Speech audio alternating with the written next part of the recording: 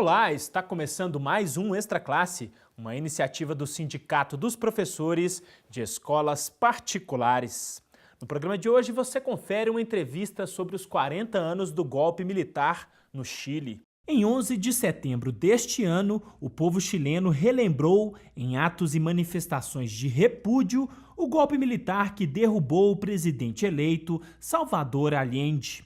A data foi marcada por protestos pelo país, onde milhares de chilenos foram às ruas. E quem está aqui conosco para falar sobre este assunto é Luan Vasconcelos, professor de História, mestrando em História e Cultura Políticas pela UFMG e pesquisador desse tema. Olá, Luan, seja bem-vindo, é um prazer recebê-lo aqui em nosso programa. Olá, Denilson, tudo bem? Luan, eu gostaria que a gente começasse essa nossa entrevista com você nos contando um pouco do contexto político e histórico desse golpe no Chile, quais foram as motivações, enfim. Bem, o governo Allende ele se insere no contexto de Guerra Fria e ele tem uma particularidade bem interessante que foi o primeiro governo a chegar pela via democrática, primeiro governo socialista a chegar pela via democrática ao poder. E isso no contexto de Guerra Fria, onde havia uma tensão entre grupos de direita e de esquerda bem fortes no Chile e até uma pressão americana também em relação à América Latina. A América Latina era vista como um território de influência dos Estados Unidos. A relação entre a direita e a esquerda no governo Allende sempre foi muito tensa. O governo Allende tentou implementar várias reformas de cunho socialistas, mas de uma maneira democrática. O Salvador Allende chegou a governar por 3 anos, não é isso? Ele foi eleito em 1970 com um programa, digamos, socialista, progressista, propondo mudanças estruturais, não foi isso? Isso. Ele governou durante 3 anos, até 73, e buscava implementar essas reformas socialistas. Só que, como eu já disse, de uma maneira democrática. E o próprio partido do Allende queria uma aceleração dessas reformas e dentro de um processo do governo onde existia uma direita que tentava a todo momento derrubar o governo, essas tensões se radicalizaram dentro do governo, não é? Agora foi um golpe que se insere no contexto de golpes da América Latina como um todo, né, patrocinados pelos Estados Unidos e pelas elites locais, não é isso?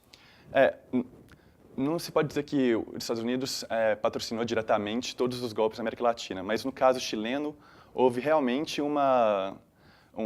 é claro isso, a documentação, os pesquisadores já é consenso, que houve realmente um apoio financeiro estratégico dos norte-americanos em relação ao golpe no Chile.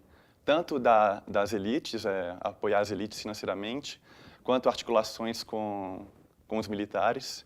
Então, por exemplo, em outubro de 72, quando as coisas se radicalizaram mais no Chile, e houve uma greve dos patrões, que foi chamado o paro patronal, onde os patrões pararam a produção e as indústrias, teve um apoio americano evidente aí. E aí também houve uma radicalização da esquerda, porque já existia um processo de estatização das empresas pelo governo Allende. A empresa de salitre, de cobre, de ferro, estavam sendo estatizadas no governo Allende. E com esse paro patronal, né, parte da esquerda foi e assumiu a produção dessas indústrias que ficaram paradas, juntamente com outras indústrias que eram chamadas de área de propriedade social, que eram indústrias que foram estatizadas pelo governo e que estavam na mão do governo e que eram comandadas por trabalhadores, ou as funções eram desempenhadas por trabalhadores já nesse processo. Então, essa radicalização piorou, né, em 72, em outubro, e mais um ano seguinte foi o golpe, teve um processo de radicalização que foi cada vez piorando. O Carlos Prates, que era um general constitucionalista que apoiava o governo Allende, ele se retirou em outubro das Forças Armadas e o cargo passou para o Pinochet, que era um homem de confiança do Allende até então e que não se esperava que ele fosse ele fosse aderir ao movimento golpista. Certo. Agora, gostaria que você nos dissesse também um pouco, Luan, quais foram alguns dos legados, dos impactos para o povo chileno desse golpe que completou 40 anos em setembro passado? Bem, algumas áreas específicas, enfim. Bem, o governo Pinochet, ele é considerado como um laboratório do neoliberalismo, das ideias do Milton Friedman, até mesmo antes da Inglaterra, da Margaret Thatcher e dos Estados Unidos, Ronald Reagan. Então, houve uma ampla privatização de vários setores da economia, da saúde, da educação e um retrocesso às políticas sociais que estavam sendo implementadas pelo governo Allende.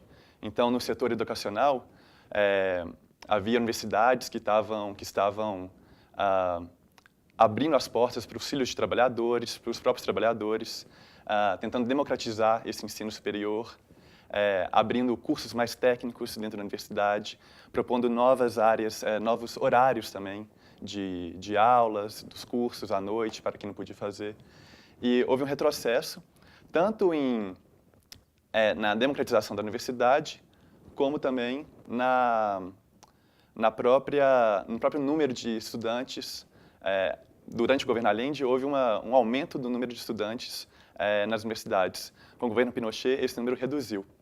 Ao mesmo tempo em que privatizou universidades que já existiam, não existiam tantas universidades no Chile, só que elas foram privatizadas, mas continuaram sendo públicas na mão do governo.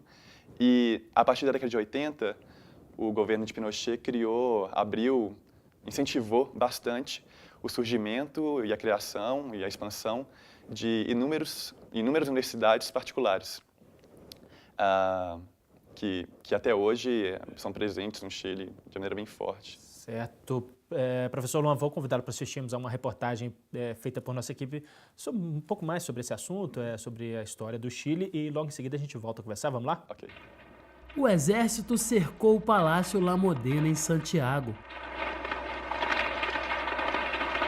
Seguindo ordens do general Augusto Pinochet, os militares colocaram fim a um regime democrático instituído pelo voto. O ano é 1973. O Chile era governado por Salvador Allende, primeiro presidente socialista eleito na América Latina. Um governo marcado por reformas políticas e econômicas, com prioridade para a soberania nacional e voltado para os trabalhadores. No primeiro momento, o Allende tem uma posição socialista porque ele tem uma plataforma defendida pela Unidade Popular, que foi exatamente o consenso entre as esquerdas do Chile, de transformar o Chile num país soberano. E essa soberania ela tinha como princípio a chamada questão nacional, que era o debate entre imperialismo versus Estado Nacional. Falando que imperialismo aqui era a interferência norte-americana, através do movimento da Guerra Fria Internacional, em todo o Cone Sul. Desde o dia em que assumiu a presidência, Allende enfrentou a insatisfação da burguesia local e do imperialismo norte-americano, que mantinha homens da CIA na América do Sul, com o objetivo de impedir o avanço dos governos progressistas. O contexto do Chile era de um país que estava entregue, vamos dizer assim, aos desígnios do grande capital internacional. Então, o Chile se dividia entre muitos ricos e muitos pobres. É um Chile que vivia de subsídios das multinacionais. E, ao mesmo tempo, as multinacionais facilitavam os empréstimos e a transferência de recursos dos países imperialistas, principalmente os Estados Unidos, através de vultosos recursos bancados pelo Tesouro Americano e entregues à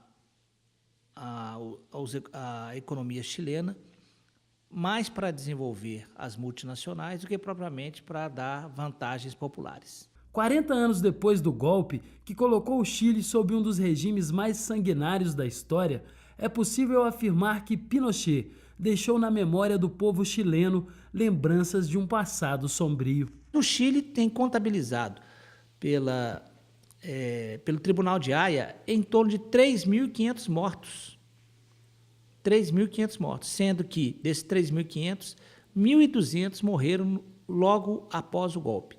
Todos foram fuzilados dentro do Estádio Nacional do Chile. Então, o Chile, nesse ponto, ele ganha de todos os países da América Latina pela truculência. Hoje, para quem vive no Chile, a experiência dos 3 anos da Unidade Popular e a figura de Allende representaram um legado histórico. Chile actualmente tiene, me parece, si no estoy tan equivocado, 4 veces o 5 veces más riqueza de lo que tenía en ese tiempo y invierte la mitad de lo que invertía en ese tiempo, en educación. O sea, teniendo mucho más recursos, invierte menos en educación y además mal invertido, porque va un alto porcentaje de lo que se invierte queda em bolsillos de los privados. As manifestações populares que aconteceram nos últimos anos no Chile e o recente processo eleitoral no país são provas de que existe uma relação muito estreita entre o que Allende pretendia fazer e os avanços cobrados pelo povo chileno. E a educação é um ponto central nesse debate. A questão da educação é o grande elo que vai voltar a discutir os 40 anos para trás. Mas é uma educação fundamentada em um aspecto só: solidariedade e liberdade. Agora, professor Luan, vamos falar agora um pouco da situação atual do Chile. O país vai às urnas no próximo dia 15 de dezembro, não é isso? Para escolher o próximo presidente, e a ex-presidente socialista Michelle Bachelet é a favorita, não é isso? Isto. Foi até surpreendente, porque muitos analistas políticos achavam que ela ia ganhar no primeiro turno, o que não aconteceu. A candidata de direita da UDI, a Evelyn Matthei, ela conseguiu ir para o segundo turno com a Bachelet.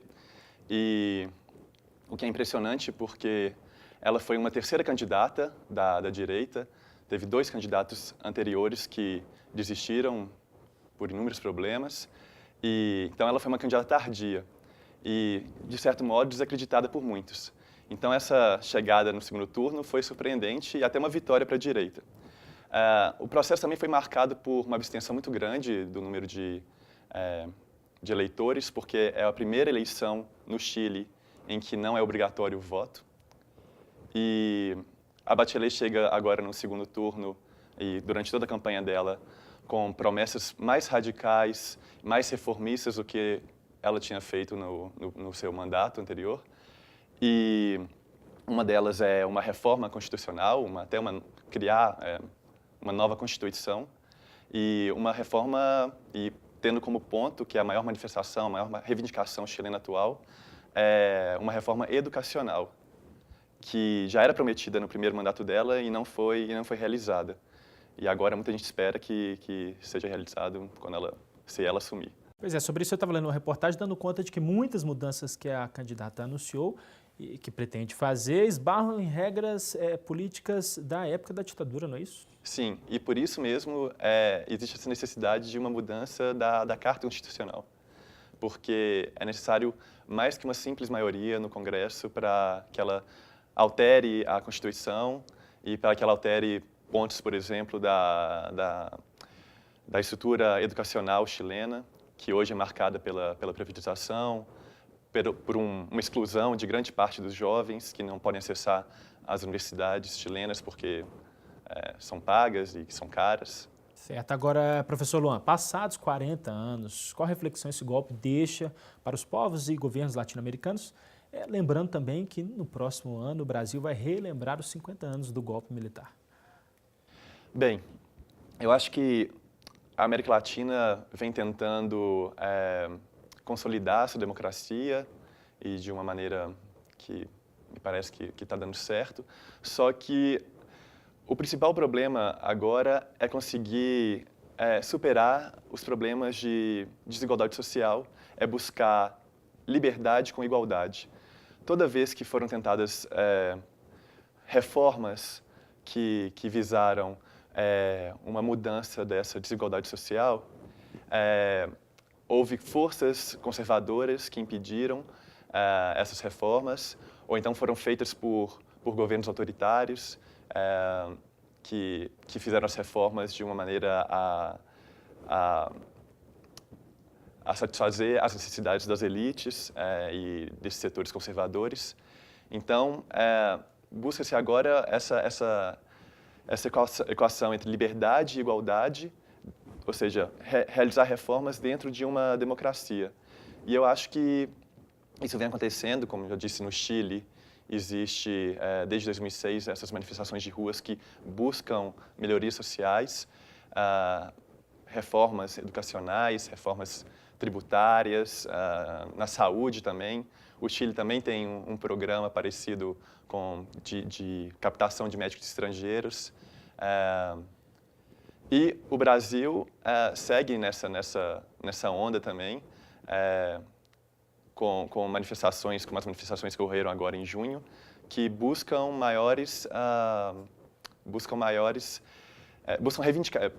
fazem reivindicações para uma participação do Estado nessas áreas sociais. Sim, né? E por melhorias. Uma participação do Estado efetiva. Eu acho que desde o governo PT já existe uma participação maior do Estado em várias áreas, só que é necessário um aceleramento dessas políticas. E ano que vem, como você mesmo relembrou, vão ser 50 anos do golpe no Brasil, que tem suas semelhanças e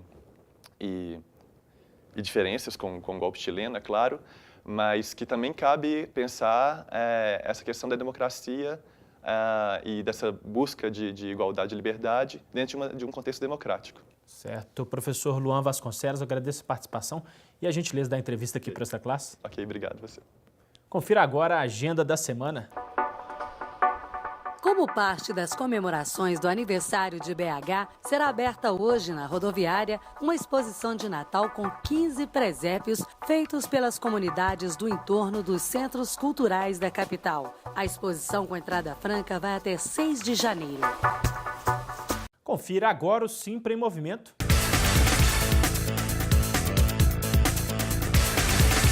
A diretoria do Simprominas se reuniu em Belo Horizonte para fazer um balanço das ações realizadas neste ano e o planejamento das atividades em 2014. Acho que o ano de 2014, aproveitando a campanha reivindicatória, deve ser o momento onde o sindicato vá se debruçar sobre a organização dos professores nas principais escolas do ensino superior em Belo Horizonte, também nos escritórios no interior e nas escolas de educação básica e também no curso de idioma, do ponto de vista da gente dominar mais a dinâmica e o sindicato poder ter uma ação mais voltada para os interesses específicos dos professores. Reunidos em grupos de trabalho, os diretores do sindicato discutiram e aprovaram ações nas áreas jurídica, cultural, educacional, de gênero e etnia e na comunicação, entre outras metas. Nós do Simpro, por exemplo, nos preparamos muito através dessas reuniões periódicas. Além de ser importante para todos que compõem a diretoria dos sindicatos professores, é muito importante para quem é do interior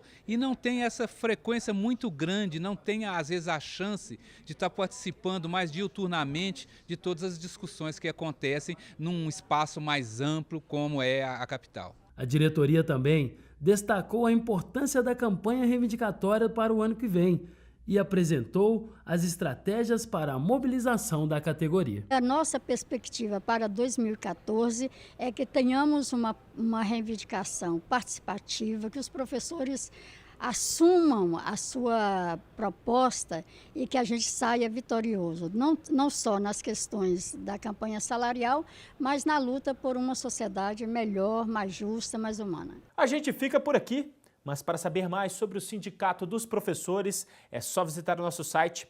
Sua participação é muito importante. Envie sugestões e críticas para o endereço extraclasse@simprominas.org.br. Um grande abraço e até a próxima semana.